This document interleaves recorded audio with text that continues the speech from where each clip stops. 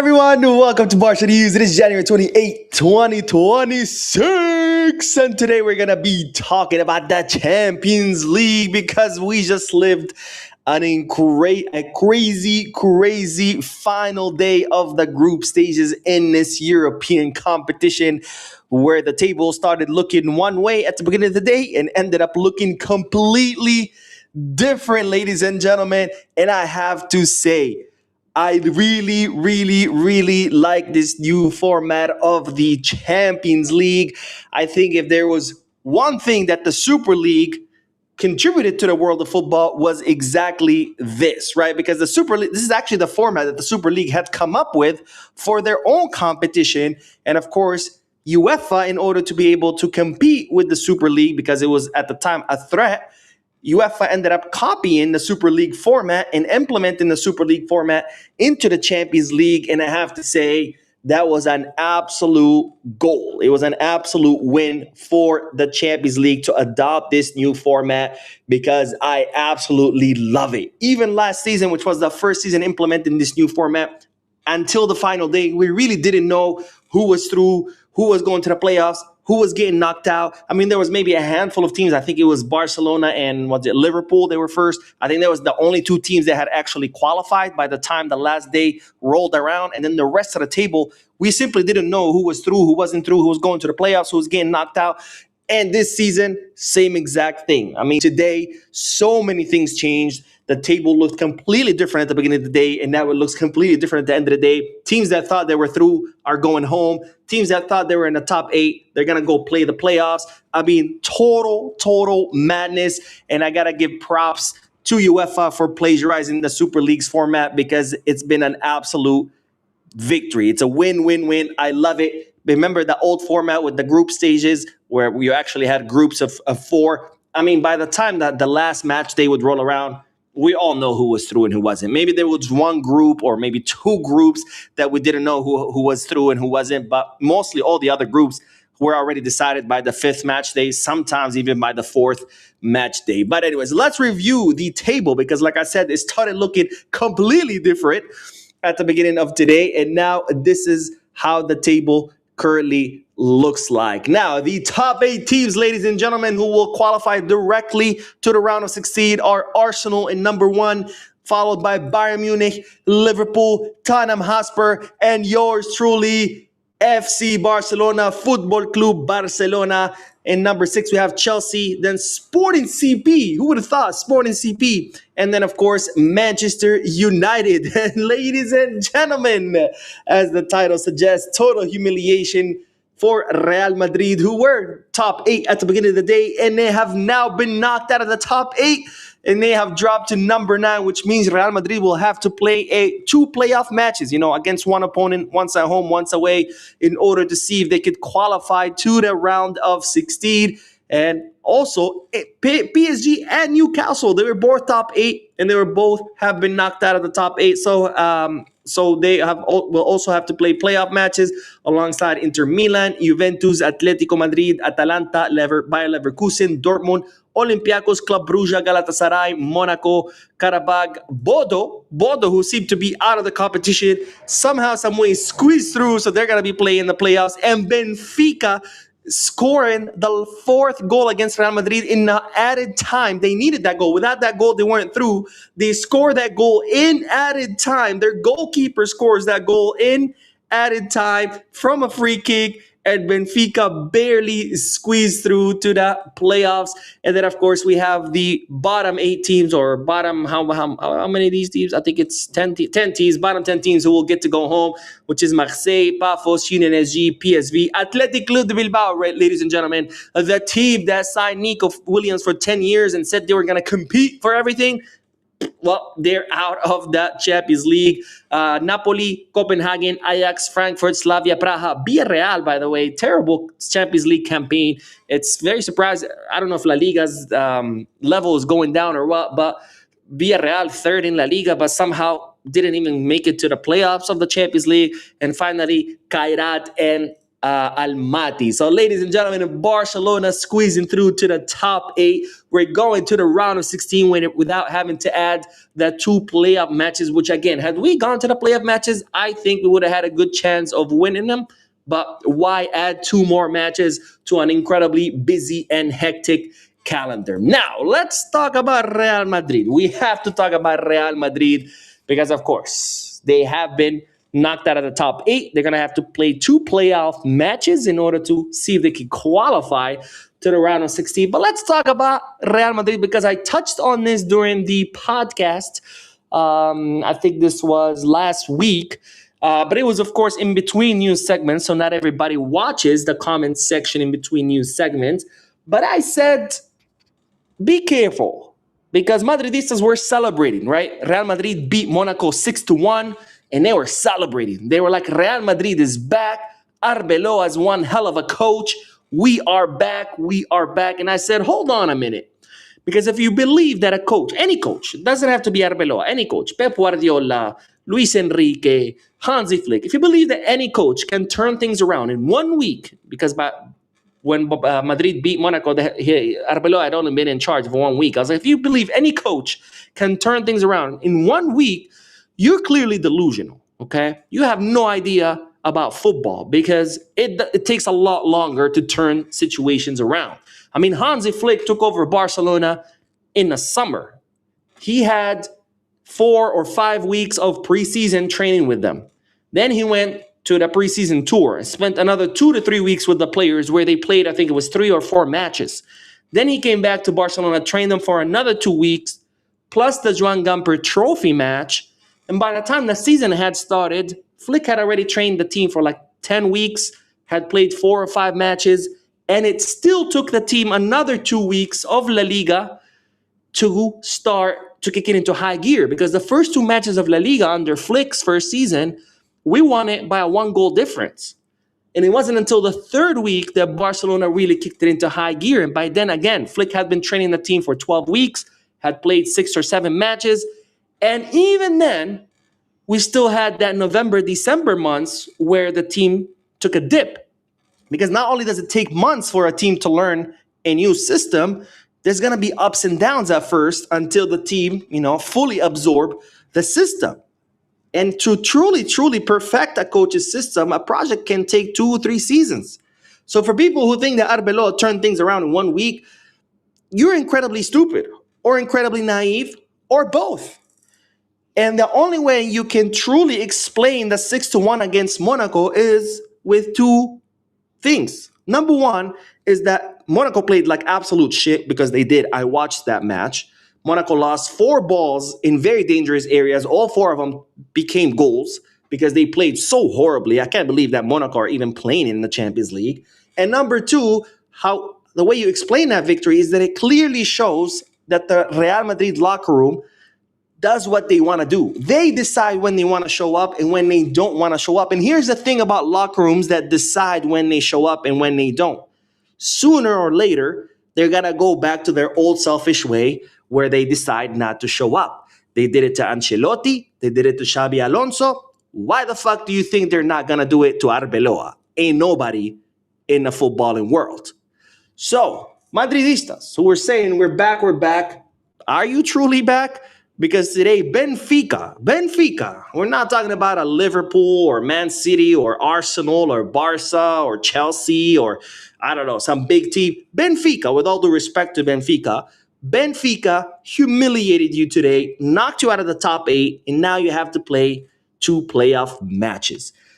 So an embarrassing day for Real Madrid, and of course, an exciting day for Barcelona, who now we have to avoid those 2 playoff matches on what's already a very busy and hectic days. But anyways, enough about those losers, that 3rd-tier club, Real Madrid. Let's talk about FC Barcelona, because we do have to talk about today's victory over Copenhagen 4-1 with goals of Lamine Yamal, Robert Lewandowski, Coutinho, and Marcus Rashford. Pretty much our whole front attack. They all got to score 1 goal. But let's talk about the match. And of course, as always, I do like to talk first about the lineup, and then we'll talk about the general team sensation. And then finally, about specific players. Now, this is the lineup that Hansi Flick chose for today's Champions League match. Of course, in goal, we have Joan Garcia, our two fullbacks, Kunde, Balde, our two center backs, Cubarsí and Gerard Maldini. Eric Garcia and Dani Olmo in a double pivot, which is what I thought was going to happen, given that Frankie de Jong was suspended, Pedri's injured. Fermin Lopez in the attacking mid, and we have Lamine Yamal, Coutinho, and Robert Lewandowski as our front three. So this was the starting lineup. Of course, second half, Marc Bernal coming on for Eric Garcia. What a substitution. We'll talk about it in a little bit. We even saw Marcus Rashford coming in, Ferran Torres coming in for Lewandowski. So several substitutions in the second half that helped turn things around. But before we talk about that, let's talk about the team in general. Because I gotta say, I have to be honest, I cannot just forget about today's victory and not discuss this. But what the fuck, man? What the fuck? I gotta say it. I'm very happy that we won. I'm very happy that we're through to the round of 16. But what the fuck, man? I'm starting to get tired of this bullshit where the team starts the match, first half, playing like absolute garbage, very low intensity, pretending like it's some warm-up session, and then in the second half, they turn things around and they win. I mean, that's great. Don't get me wrong. I love comebacks. I love seeing the team pull together a comeback in the second half. But enough is enough, man. Enough is enough because we can't keep doing this. We can't keep doing this. I know it's exciting. I know it's all, who doesn't want to see a comeback? But comebacks are cool every now and then. When you start doing this shit every fucking match, you're playing with fire, okay? You are playing with fire. I mean, we're lucky that today we played against Copenhagen, with all due respect to them, a very weak team. The last weekend we played against Real Oviedo, with all due respect to them, a bottom of the table team. But we can't keep doing this shit. We saw it against Real Sociedad. It didn't work then, and it's not always going to work. So we can't keep playing with fire. The team cannot keep doing this shit. They cannot keep coming out the first half playing like it's some fucking warm-up friendly match and then turning it on in the second half. You have to come out swinging from the first minute. And then if you score a bunch of goals, then sure, take it easy the second half. You earned it. You have put away the game. But don't come out playing like shit, get scored on, and then, count that the second half you're going to be able to mount a comeback, because that's not always going to work. Sometimes the ball's not going to want to go in. Sometimes you're going to run out of time. Sometimes the other team is going to defend with everything they got, and they're going to be successful in doing so. Enough is enough, man. Flick really needs to talk to these players and say, hey, stop playing with fire. I know you guys are good. I know you have become the comeback kings, but enough, okay? You need to come out full swing from the first minute. Now, first half, again, pretty shitty half. Losing the ball, passes to the feet of the other players instead of into the empty space. No one making runs to get open. Very slow ball circulation, and it was just garbage. Second half, I think what really changed things around, aside from, I don't know what Flick does during the halftime. I don't know what kind of speeches he gives these players, because they come out looking completely different. Maybe he should start giving them those speeches at the beginning of the match so they come out full intensity the first half. But, Flick did what he always does in the second half, whatever he tells the players. And, of course, he brings in Marc Bernal. And I said this before, and I'll say it again. When Marc Bernal is in full form, full competitive form, completely recovered from his injury and his surgeries, be careful. Be careful, because we have our future Sergio Busquets. And his name is Marc Bernal, because today Marc Bernal was what changed things around. Because he came on, and not only was he helping holding the midfield, but the way he distributes the ball, the way he builds from the back, the way his vision of how he sees the field, of how he sees where his teammates are, where the opposing teams. I mean, Bernal is him, ladies and gentlemen. Marc Bernal is him. And let's not forget, he's only 18 years old, so we haven't even seen anything of what this guy can offer us. And I was very, very happy with Bernal's minutes. And like I said, as he starts to gain more and more momentum, be careful, because this is going to change things. Right now, we have Pedri, who is our magician in the midfield. You put Bernal next to him, a fully fit Bernal, and now you have two magicians in the midfield, and we're going to be cooking, okay? We are going to be cooking. The reason we cooked all those years is because we had Busquets right next to Iniesta, and of course we had Xavi. Well, right now with Pedri and Bernal is going to be the closest things we're going to have to Iniesta and Busquets.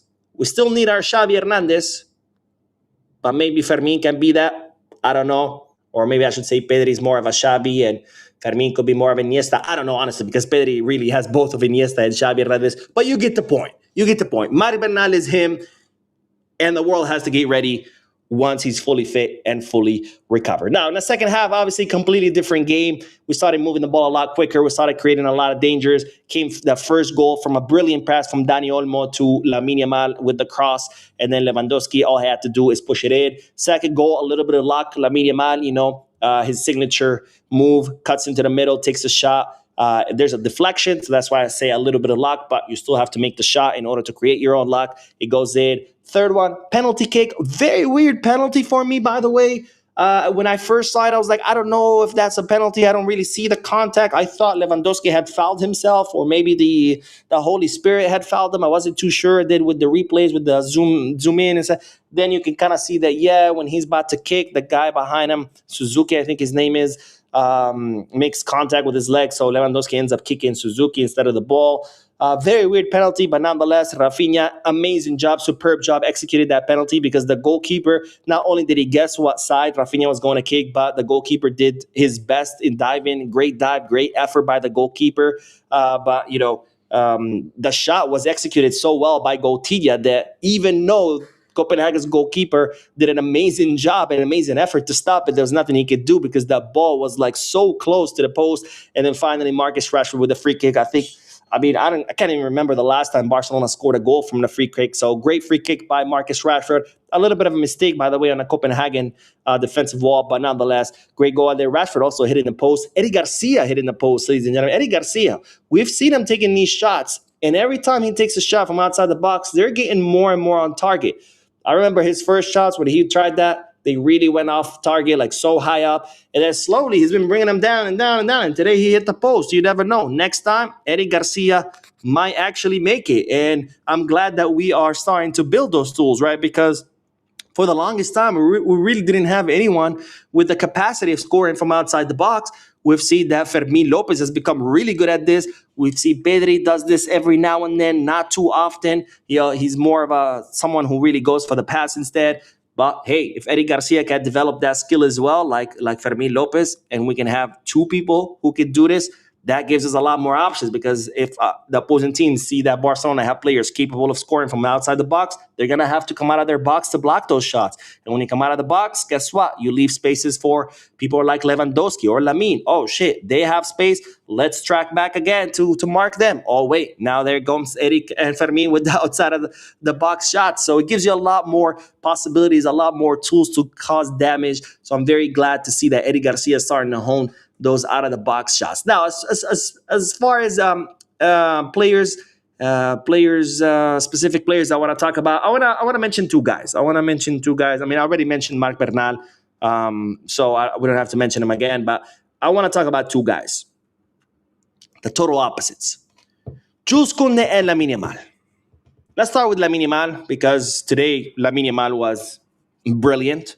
Not only did he have an assist and a goal, but today, once again, he was doing whatever the hell he wanted. It was like playing FIFA on easy mode, right? He would have 2, 3, 4 guys on him, and he was getting rid of them easily, leaving bodies in his wake. On the other hand, Jules Koundé. My God, what a shitty match by Jules Koundé. Following what has been an incredibly shitty season for Jules Koundé. And I don't know what's going on with him, but Jules Koundé has been absolute garbage. Garbage.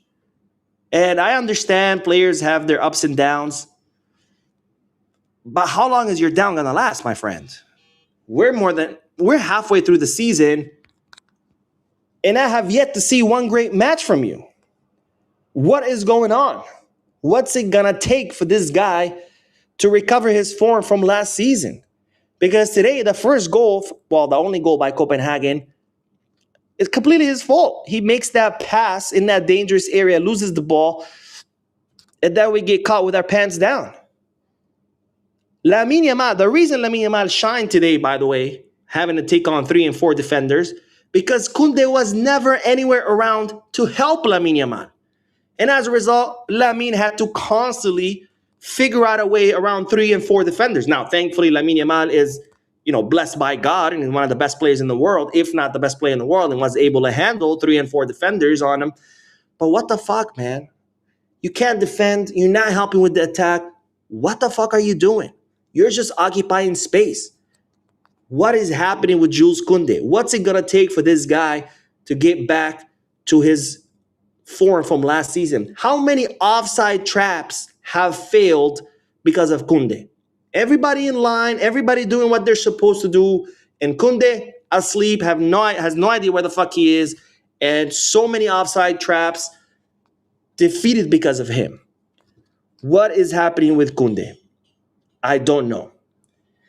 But something needs to happen. Flick needs to bench him. I don't know if maybe we put Eric Garcia in there.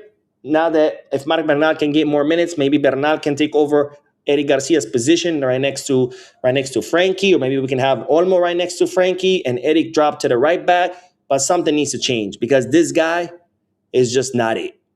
He is not Barca level this season. And we cannot have such a liability on our right flank because that's what he has become.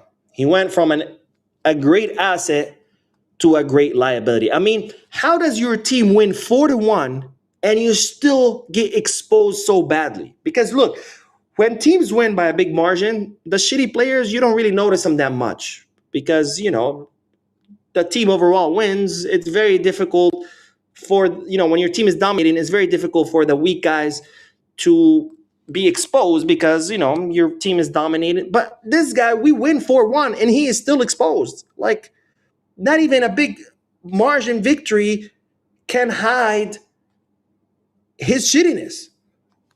And I don't know what's going on with him, but things need to change. Anyways, that's all I got to say. Great day. Again, very shitty first half, just like against Real Oviedo. But of course, things change around in the second half. Great victory, 3 incredibly important points. We're finished top 5, which means we don't have to play the playoffs. We're going straight into the round of 16. Real Madrid getting humiliated again. Apparently they were back. Now they're not. I mean, they said they were back when beat us, and then they weren't back, and then they beat Real Betis 5-2, so they were back, but then they weren't, and now they were back against Monaco, but now they're not again. What a mess. What a mess, but I'm here for it. I'm all here for it. Anyways, let's do the comment section, and then we will end this live stream. Amazing day, amazing day. Amazing day. And let's look what everybody is saying. Of course, I got my glasses because I'm an old man and I gotta get my glasses on to read. Kolika says, Flick is a miracle worker. This team is amazing at times. Yeah, man. I think Flick, I don't know what Flick tells these players during halftime, but he needs to tell it to them at the beginning of the match so they can come out, swinging instead of falling asleep the first half and then waking up during the second. Bisca Michael says, finally, a free kick scored. Wow, were you nervous for Rafinha's penalty? How was shit and breaks? I wasn't. I think I don't think Rafinha has ever disappointed me with the penalties. Really great effort by the goalkeeper, by the way. And what an amazing shot by Coutinho, because anybody else, I think that penalty could have been saved, because amazing effort by the Copenhagen goalkeeper. But Rafinha executed so well, so perfectly, that that despite the great effort by the goalkeeper, he just couldn't save it. Curtis says, just remember, Real Madrid fans said that Benfica was an easy team when we beat them last season. Yeah, don't forget that. By the way, I saw that last goal. That was a crazy goal. Benfica's up 3-2. They get a free kick. Their goalkeeper goes up. The ball's on that goalkeeper because they're winning, right? They're winning 3-2. There's no reason for the goalkeeper to come up, except they needed another goal in order to make it to the playoffs. And that guy scores a freaking header. And there's this, he runs and he slides on his knees and all his teammates behind him. And it's like the perfect shot, like the aura on that guy. He's just like on his knees sliding with like 10 guys behind him. And he's just like so gangster, man. So gangster. Wow. Gabriel says, let's go, Mo. Happy to be here and celebrate with everyone. Amen, my friend. Thank you for joining and thank you for your comment. Raul says, how long has it been since Barca won the Champions League? Since 2015. And Costa Says, let's go, Culés. Great day today. Congrats to all. Amen, my friend. Amen, my friend. And Dorian says, Madrid let a goalkeeper score on them, and they can't even qualify to the round of 16. That's just their level, and let's hope it be like that for a very long time. By the way, they got 2 red cards. Asensio, the guy who was supposed to be better than Pau Cuarci, got the stupidest red card ever. And are we still pretending that he's better or even as good as Cuarci? Because he's not even like a quarter of what Cuarci is. By the way, I forgot to bring this up when I was talking about Kunde. Because people, keep attacking Cuarci, keep criticizing Cuarci. The reason why Cuarci has been exposed so many times is because he has to cover for Kunde. And let's not forget, Cuarci is 18 years old. That's not a responsibility he should be taking on. He should be playing next to someone like Iñigo Martinez, someone with experience who can teach him and who can help him. Kind of like Piqué next to Puyol when Piqué was first starting out. But instead, Cuarci has to cover his position, and on top of that, has to cover for fucking Kunde because he's been absolute trash. And what happens is that one of the best center backs in the world can't even be appreciated by his own fans because his fans are constantly attacking him because he's getting exposed because Kunde is too trash. And now I have a big problem with that because I see it here on the channel. People, come by the scene, socks, come by the scene. It's like, okay, I can't blame people. A lot of people have very limited capabilities when it comes to football. They just see what's the easiest thing to see. They don't see the cause or the root of the problem. They only see the problem. So I get it. But that's, to me, sucks because Cuarci is one of the best center backs in the world. But he constantly gets the blame because he has to cover for fucking Kunde, who's been absolute trash.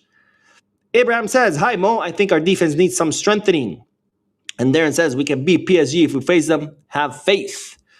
So the 4 teams that we can meet is PSG, Newcastle, Monaco, or what's that team?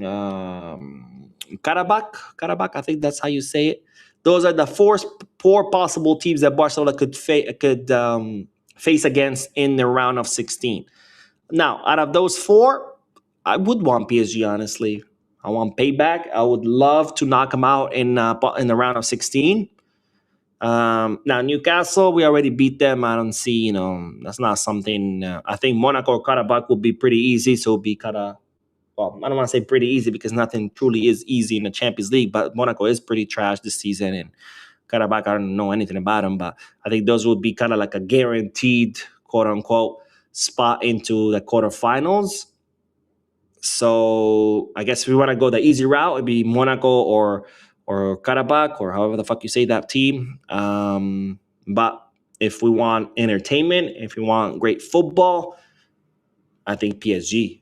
After all, football is entertainment, and why wouldn't you want the best or the strongest team out of all of them?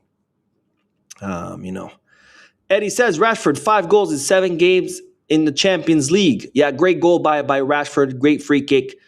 Let's see. Melengo. Blah, blah, blah. He said, I hear you loud and clear, Mo. I think we should also consider what Flick said. The team is dealing with fatigue. But that's not an excuse because all teams are dealing with fatigue. When teams try to use that excuse, we're fatigued. Well, shit, what do you think the other teams are doing? Taking naps? We're all fatigued. Everybody's fatigued. That can't be an excuse.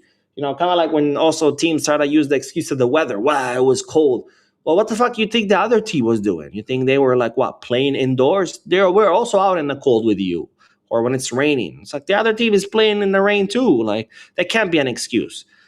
Sanjok with a donation. Sanjok says, today was such a blessing. Even in my dreams, I didn't think we would have such an outcome. Kudos to Bernal as well. He changed the game for us. 100% agree with you. Bernal was key, was clutch. I mean, the way he took over that midfield, the way he tried it, he became the maestro, directing the orchestra. I mean, wow. Marc Bernal is him, ladies and gentlemen. And yeah, absolute blessing. I had faith that Barcelona was going to win and going to score a lot of goals, so I knew we were going to finish top 8, but I never imagined that not only we would finish top 8, but then Madrid would finish ninth. Fucking Madrid. Oh man, they are so shit. Anyways, thank you, my friend, for your donation. Madrid can always give you a good laugh. Always, always. But George says, great way to watch PSG and Madrid in playoffs makes for a perfect game week. Mike Valencia says PSG, Newcastle, Monaco, or Karabakh, the next possible matches. That is correct, my friend. Johnny Son says Real Madrid thought that they could bully the ref. Well, that's the thing. Real Madrid thought they were in La Liga. They thought that they could just, bully all the refs with Real Madrid TV and all the videos accusing them of being corrupt. Guess what, homie? This is the Champions League. These refs, they don't give a shit about your Real Madrid TV. This is not Spain. This is not Spain where, it's Florentino rules it politically and financially. This is Europe. Zeke Travel says we may as well go ahead and meet PSG and get it out of the way. Meeting Newcastle again won't be easy. Yeah, I would like PSG because I want payback. I want to knock them out, and I think it'll be cool. Ray Zero says brother Kunde needs to be benched and Eric Garcia needs to replace him. He's beyond garbage, 100%. And I think once. Here's the thing, Kunde doesn't have competition right now, so it doesn't matter what he do, right? It doesn't matter if I play as good as I can or as bad as I can. What's gonna happen? Who's gonna bench me? No one. So I think it's time to bench him to let him know, actually, yes, you can be benched because you're trash. So unless you get your shit together, you're gonna stay on that bench eating croissants because I'm fucking sick and tired of you. Mike says it's very obvious we don't have the quality defenders needed to play a high-line defense. And second thing, I disagree with that. I think we do have the defenders. I think if you look at, how many times did the offside trap work in these last few matches? It's worked a lot. How many goals? How many goals got ruled out by what's that team we played in the Champions League last time? I think it was 2 goals. Real Oviedo had goals canceled. So I disagree with that statement. We do have these are the same fucking defenders we had except for Inigo Martinez. So what do you mean we don't have them? And the offside trap worked great last season. It's just a matter of sometimes every time the offside trap doesn't work, it's because Kunde is fucking distracted. But anyways, let me see what else. Agnes says, hey Mo, thank you for all the info before the game. It was amazing. One of the best days of my life. It really was one of the best days. I don't know the best days of my life, but definitely a good day. Definitely a good day. Eddie says, Daniel with another good display. I disagree with that assessment. He had an incredible assist, 100%, but overall, I wouldn't say great display or even good display. I think he really didn't have much impact on the team. I think who really, really changed the midfield was Bernal. But when Bernal came on, that's what changed everything. I think Olmo and Fermin both had a whatever game where they didn't really have an impact. Great assist. I'm not going to take that away from him, but I wouldn't call it anything special. Let's see. K Slim 8 says, I think Marc Bernal had a great 45 minutes. His interest brought calm to the midfield, 100%. And let's see. Sanjay says, you have to upload the compilation of the reaction of those Madrid fans like you did last time. Man, I wish I can. I just, I have my laptop since I'm traveling and I don't have editing software on it. My editing software is on my computer, is on my desktop at home. This is why I do lives only when I travel, because I don't have my editing software on my laptop, because my computer at home is a PC, my laptop is a Mac, and you know how these software companies work, right? I already paid for this editing software for my PC. I would have to pay for another Mac version for my Mac, which is BS, but that's how the game works, right? So I don't have editing software on my Mac, on my laptop. My answer. Sir Charles says, we need to sort out our defense. PSG is beatable in case we face them in the last 16, but not with Kouarsi. Nancy says, Cancelo's competition. Cancelo's not really competition for any, not for Balde, not for Kunde.